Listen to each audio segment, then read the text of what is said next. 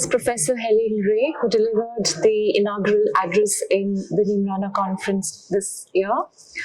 Professor Rey, I want to ask you about all the resentment expressed about the dollar's hegemony and how it is being discussed that there could be a BRICS currency that could challenge the dollar's hegemony. You spoke about this subject in your address, and I would like you to share those points with us. Thank you very much for having me here. So I made a few points in my lecture. The first point had to do with why the US dollar is so hegemonic in financial markets and still very much a hegemon, despite the fact that in the trade side, for example, we have seen the rise of China, but we have not seen the rise of China in the field of international finance. So the reason why the US is such a hegemon is due to all the synergies between the roles of the dollar in various functions as an international currency. For example, lots of countries fix their exchange rate vis-à-vis the US dollar, and that interacts with the ability to do international transactions, whether you look at investment or whether you look at the trade side, because that decreases the risk for various countries to trade in dollars, which also interacts with the liquidity of the various dollar markets. So we know that the treasury market, the government bond market in dollars are some of the deepest market in the world, and that's very important. So it's cheap to transact in them. They are safe assets, so people go to them when there are stress times. Also, the foreign exchange turnover involving the dollar are larger. That means that it's cheaper to transact in dollar, which also interacts with the willingness of people to invoice their trade or to issue debt in dollar. So all these things complement each other and makes the dollar a very stable hegemon. Now, the BRICS, after the French in the 1960s, want to challenge this exorbitant privilege of the US dollar as a hegemon.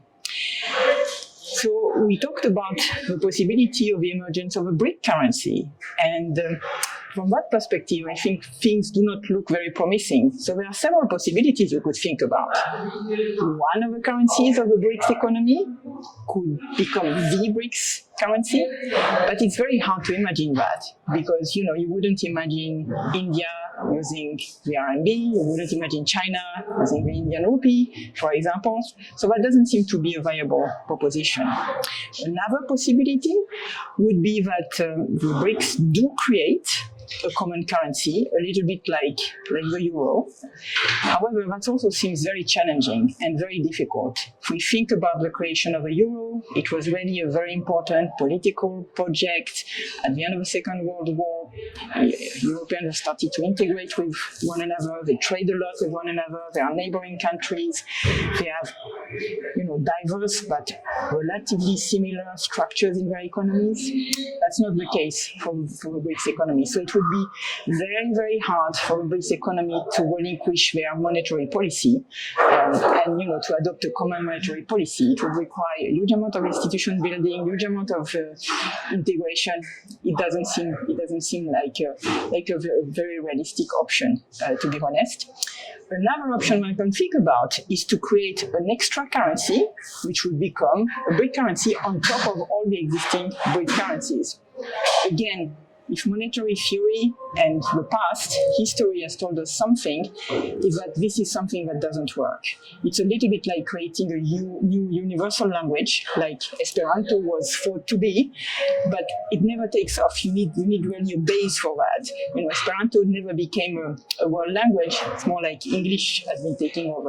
Before that, it was the lingua franca. There was French in the old days, but it's not a new currency that could take over and become an international currency. It wouldn't work.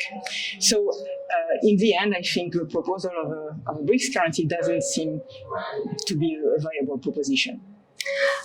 Professor, you also explained how, despite all the resentment, there are distinct advantages to using the dollar globally, especially when you said that it provides a great amount of insurance in times of shocks.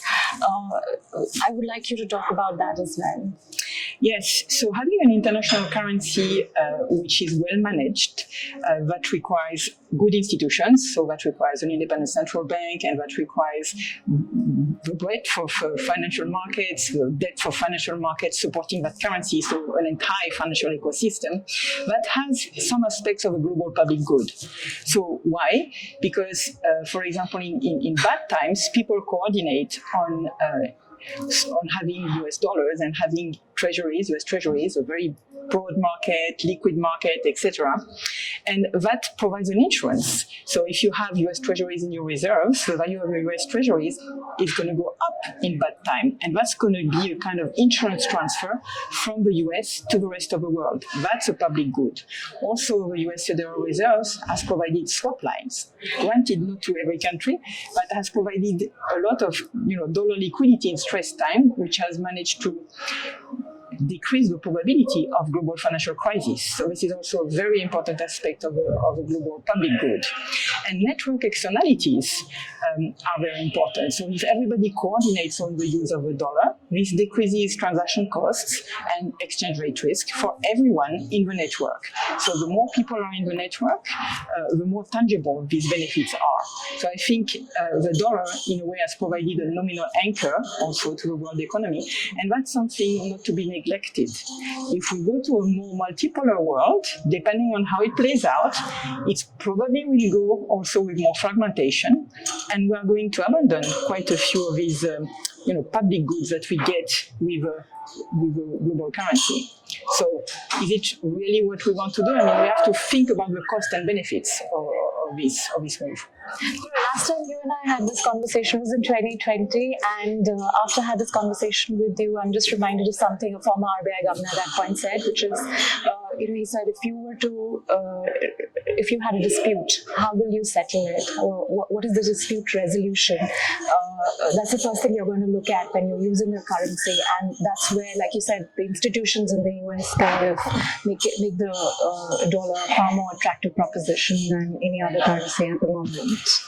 Yes, I mean, also with the new technologies which are being developed, if we're thinking about central bank digital currencies and the like, we also have to think about who has the data, right?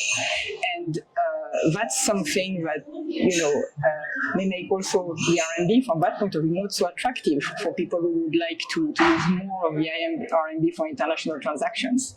So as far as I can see for the moment, I mean, the push towards some payment systems to be set up outside of the dollar area, some messaging system to be set up outside of the dollar area, to a large extent, these attempts, I think, are, and I can understand that, but are linked to try to avoid sanctions, or sometimes, if we go more towards the crypto world, this is to avoid a kind of capital controls, or maybe to do illicit transactions, etc.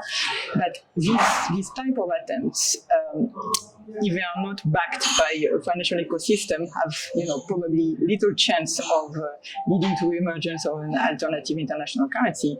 And if they are motivated by illicit transactions and all that, probably this is actually a good thing.